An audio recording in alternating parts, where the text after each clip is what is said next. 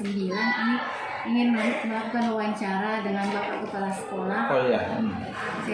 Tentang bagaimana pengambilan keputusan yang ada di sekolah terkait kasus-kasus dilema etika. Dilema etika, Pak. Iya. Seperti itu, Pak.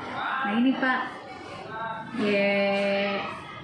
untuk pertanyaannya, Pak, bagaimana Bapak mengidentifikasi kasus-kasus yang merupakan dilema etika atau bujukan moral, Pak?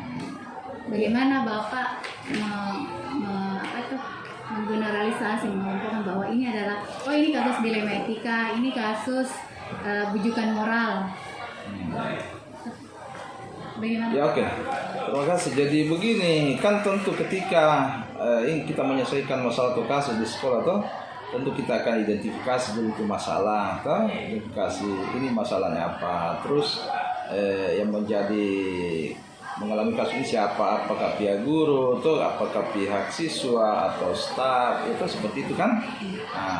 Nah, ketika kita mau mengambil keputusan, maka tentu setelah menganalisis permasalahan itu sehingga ada data yang menjadi pegangan kita, maka tentu kita akan melihat dulu apa yang menjadi standar nilai atau standar ukur untuk menyelesaikan masalah. Tentu aturan-aturan yang ada atau kesepakatan yang dilakukan oleh pihak sekolah kan seperti itu.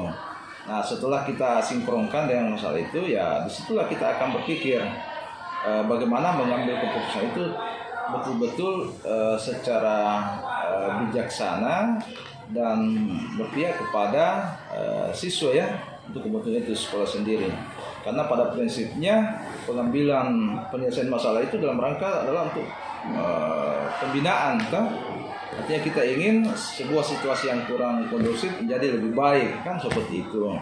Sehingga dari situ kita akan bisa menentukan bahwa kasus ini seperti ini, sikap yang harus kita ambil ya seperti ini, kan seperti itu. Dan menyangkut dilema etika itu, ya tentu kita paham bahwa setiap proses penyelesaian masalah itu butuh proses, butuh pendekatan, ya kan? Karena tidak semua orang bisa langsung menerima, kan? Iya, Pak. Tidak bisa menerima. Pak, khusus untuk pertanyaan yang pertama ini, Pak, khusus bagaimana mengidentifikasi, kita ketahui bersama bahwa dilema etika itu bahwa misalkan ada dua nilai yang saling bertentangan, namun posisinya pada saat itu adalah dia sama-sama benar, Pak. Ya. Kemudian kalau bujukan moral itu berarti ada salah satu pihak yang salah. Gitu. Jadi mungkin fokusnya ke situ ya, Pak, seperti yang tadi Bapak sampaikan bahwa saya harus mengidentifikasi dulu nilai-nilainya. Berarti kalau ada nilai yang bertentangan itu tapi posisinya sama-sama benar, berarti dia termasuk dilema etika. Seperti itu, Pak. Kalau bujukan moral berarti ada aturan yang dilanggar di situ. Seperti itu.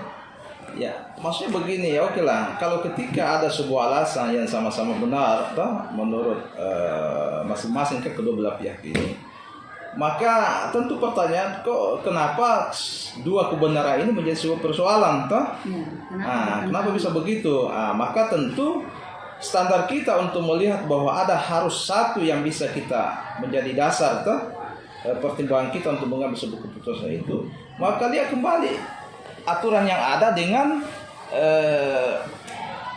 prinsip penyelesaian masalah itu, bahwa keputusan akhir itu akan berpihak kepada kepentingan sekolah, kan, bukan kepada kepentingan pribadi atau kelompok seperti itu.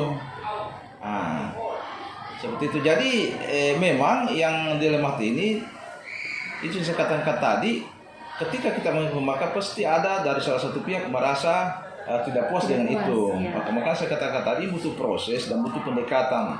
Makanya diberikanlah pemahaman itu bahwa dampak dari keputusan ini seperti ini. Ketika keputusan satu kita ambil, bahwa dampaknya seperti ini. Keputusan dua kita ambil, maka dampaknya. Dengan diberikan pemahaman seperti itu, maka kedua belah pihak ini akan memahami sehingga meminimalkan apa yang menjadi perdebatan itu, atau menjadi pokok permasalahan perselisihan itu menjadi meminimalkan. Jadi walaupun nanti keputusan itu ada pihak yang kurang kurang langsung bisa menerima, tapi kita tetap konsisten bahwa karena melalui pemahaman awal bahwa keputusan ini itu dampak konsekuensinya itu lebih banyak, lebih besar seperti ini. Itu prinsipnya berbasis hasil akhir. Artinya bagaimana sebuah keputusan yang diambil itu bisa berdampak untuk banyak orang. Iya, kepada karena kita sekolah tentu siswa kan. Jadi jawaban yang tadi kita tanggapan Kak tadi itu sudah menjawab 3 pertanyaan yang ada di sini. Nah, untuk selanjutnya Pak, hal-hal apa saja yang selama ini Bapak anggap efektif dalam pengambilan keputusan pada kasus-kasus dilema etika? Yang kita anggap efektif, hal-hal apa saja yang selama ini kita anggap efektif dalam pengambilan keputusan pada kasus-kasus dilema etika? Misalkan dalam prosedur yang tadi kita sudah sampaikan, seperti ini cara saya melakukan pengambilan keputusan. Yang paling efektif itu Pak untuk menyelesaikan kasus-kasus dilema etika itu yang seperti apa itu Pak? Yang paling efektif itu adalah kita mendudukkan persoalan itu secara proporsional. Sesudah itu kita berikan pemahaman kepada yang bersangkutan yang mengalami perselisihan itu bahwa inilah konsekuensi ketika keputusan ini kita ambil. Nah, dari pemahaman itu itu akan lebih mudah. Jadi saya anggap ini lebih efektif ketika kita mendudukkan secara persoalan itu dan memberikan pemahaman kepada kedua belah pihak dengan prinsip-prinsip adalah itu tadi berbasis hasil akhir. Iya, hasil akhir itu bahwa ini adalah keberpihakan kepada siswa atau keberpihakan kepada kelangsungan sekolah. Jadi itu yang lebih efektif. Jadi ada persuasifnya tuh, tidak langsung kita sepihak ambil keputusan, tapi ada harus tahapan yang saya anggap simple, yaitu betul-betul mendudukkan persoalan secara proporsional, artinya berdasarkan data sumber itu, selanjutnya berikan pemahaman. Seberapa dampak, menjelaskan dampaknya masing-masing. Iya, dampaknya. Ada keputusan yang karena pada prinsipnya orang biasanya kasus persoalan itu kan pada umumnya orang menganggap bahwa kedua-duanya menganggap dibenarkan. Nah, sehingga yang menjadi kunci menjadi persolusinya adalah ada sesuatu ketidaktahuan mereka sesuai dengan kapasitas dan mindset masing-masing yang perlu kita kita perlu lebih kembangkan untuk lebih dipahami. Nah, karena itu tadi ketidaktahuan itu dengan pemberian pemahaman sehingga ada pengetahuan yang lebih komprehensif seperti itu, maka dia akan sadar, dia akan pause gitu. Jadi intinya dalam pengambilan keputusan itu kita selalu memfokuskan tujuan kita adalah keberpihakan kepada sekolah, keberpihakan kepada murid. Kemudian mungkin nilai-nilai apa yang ada dalam setiap kasus atau permasalahan tersebut. Terus menurut Bapak ini tantangannya Pak dalam pengambilan keputusan yang terkait dengan kasus-kasus dilema etika Pak ya? Iya, tantangannya tentu saya katakan tadi tidak semua orang bisa langsung menerima apa yang menjadi keputusan kita sebagai pimpinan. Walaupun kita sebagai pimpinan ini sudah mempertimbangkan segala sesuatunya pada yang terkait dan sudah melakukan pendekatan, tapi itu akan jadi refleks lagi bersama kepala sekolah, karena tidak tertutup kemungkinan bahwa kepala sekolah juga salah dalam posisi itu, sehingga kita jalani dulu, terus nanti kita lihat kembali evaluasi.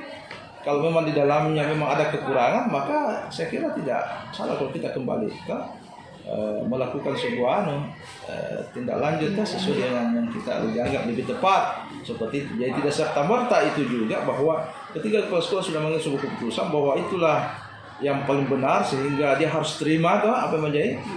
Bisa saja bahwa kepala sekolah itu masih ada hal yang dia tidak tahu sehingga kurang tepat dalam ambil keputusan itu. Karena posisi saya sebagai pimpinan, dia sebagai itu kan sama. Karena dalam artian kita punya mindset masing-masing punya alasan masing-masing, sehingga dengan selalu secara terbuka kita melihat atau menerima apa yang menjadi diskusi dari persoalan itu, saya kira itu akan lebih membuka wawasan kita bahwa inilah yang terbaik. Seperti itu. Iya Pak. Terus Pak, ini kalau misalkan ada sebuah penyelesaian kasus dilema etika Pak, ya. Apakah Bapak langsung menyelesaikannya di tempat, atau Bapak memiliki tata kelola atau menjadwalkan Pak, kapan bisa diselesaikan kasus-kasus yang terkait dengan dilema etika Pak? Tergantung kasus tersebut dan keyakinan kita sebagai pimpinan, karena masalah-masalah itu hampir mirip ya.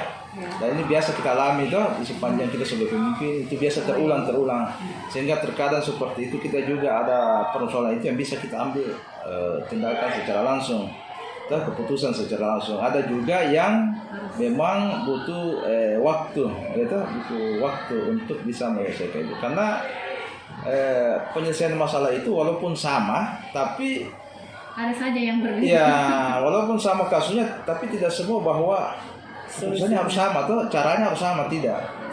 Nah, caranya itu bisa beda walaupun kasusnya sama, karena situasi dan kondisi kan. Situasi orang-orang yang terlibat dalam kasus tersebut beda-beda juga. Situasi kondisi baik yang bermasalah walaupun juga saya sebagai pimpinan kalau pimpinan juga lagi sibuk, lagi pikiran ini kan, pasti bilang ditunda dulu, Berarti tergantung dari situasi dan kondisi, tergantung dari jenis permasalahannya. Iya, betul. Kemudian bagaimana itu Pak, prosedur seperti apa yang dijalankan, bentuknya? Kalau prosedur, ini kan ada beberapa jenis ya, misalnya kan siswa antara siswa antara misalnya guru kan bisa terjadi, guru dengan guru juga bisa terjadi, seperti itu. Jadi kalau kita mau selesaikan tahapan-tahapannya ya tentu saya katakan tadi, salah satu yang harus kita lepaskan adalah aturan yang menjadi kesepakatan di sekolah itu. Apakah yang bersifat umum yang diatur oleh aturan-aturan kita sebagai ini, ataukah aturan-aturan yang kita kesepakati secara kedalam di sekolah itu, kan biasa terjadi seperti itu. Jadi kita ikuti itu ya, tahapan-tahapannya. Kalau siswa ya tentu di tata tertib itu seperti kita lakukan, ada memberikan pembimbingan, pemahaman. Itu kalau misalkan Pak, kalau itu kan kasus-kasus yang rujukan moral Pak, yang ada pelanggaran peraturan di dalamnya atau pelanggaran kode etik Pak, berarti Bapak menyelesaikannya dengan berbasis prinsipnya berbasis peraturan. Tapi kalau misalkan yang dilema etika itu posisinya sama-sama benar, maksudnya kan ada betul-betul dilema di situ. Ketika Bapak memproses kasus tersebut, kan tadi intinya bahwa dilihat lagi dari jenis masalahnya. Kalau memang membutuhkan waktu berpikir, berarti Bapak harus menentukan waktu yang tepat untuk menyelesaikan kasus tersebut. Maksudnya bentuk dan prosedurnya, apakah misalkan melibatkan orang lain? Oh gitu, Siapa ataukah Bapak sendiri yang memutuskan? Setiap persoalan itu ada terkadang kalau khususnya kalau persoalan kita anggap ini berat kan, seperti itu pasti kita komunikasi dengan pihak wakil urusan kan, seperti itu. Terus beberapa guru yang kita anggap bisa untuk memberikan masukan-masukan. Jadi pasti ada seperti itu. Karena saya juga pada prinsipnya itu tidak bisa langsung menyambut tanpa mendengar pandangan-pandangan dari urusan-urusan. Kalau misalnya siswa ya dari kesiswaan. Jadi seperti itu. Ya baik Pak. Nah sekarang Pak, menurut Bapak ini adakah seseorang atau faktor-faktor apa yang selama ini mempermudah atau membantu Bapak dalam pengambilan keputusan dalam kasus-kasus dilema etika? Faktor yang paling mendukung itu adalah sistem yang kita bangun. Dan sistem yang kita bangun kan, kita ini kan punya struktur, ya kan, punya tupoksi masing-masing, ya kan, terus punya lagi aturan-aturan teknis di bawahnya kan, dengan tahapan-tahapan itu. Ini yang sangat mendukung ini. Jadi ketika ada masalah, kita itu tidak perlu kesana kemari berpikir bagaimana begini, tapi langsung kita kembali mana fungsi-fungsi yang terkait, gitu. Nah, terus kita minta informasinya. Nah, kalau memang, dan ini biasa terjadi, ya selesai dibawa tanpa harus ini tuh kepala sekolah tahu, tapi menyelesaikan adalah anggota kita dibawa, apakah wakil atau wali kelas, itu seperti itu. Jadi kita kembali ke sebuah sistem itu, ini yang paling efektif ini. Dan kalau misalnya kan biasanya begini, orang juga biasa pengalaman ini karena dia tidak memahami sistem, ataukah dia sistem ini dia tidak secara utuh, toh menjalani sistem ini, dia tidak sadar bahwa sekolah ini adalah sebuah lembaga yang dalamnya ada aturan, ada sebuah mekanisme, ada orang yang itu sesuai dengan fungsi-fungsi itu, sehingga kita ini tidak terlalu perlu ini berpikir terlalu keras ya, karena ada orang-orang yang ada sistem yang ada dalamnya. Itu yang paling anu itu. Oke, Pak. Nah, terus yang terakhir ini Pak, dari semua hal yang telah disampaikan, pembelajaran apa yang Bapak bisa petik dari pengalaman mengambil keputusan untuk kasus-kasus ini? Kalau pengalaman, pertama bahwa setiap orang itu beda karakter ya, beda pendekatan. Gitu.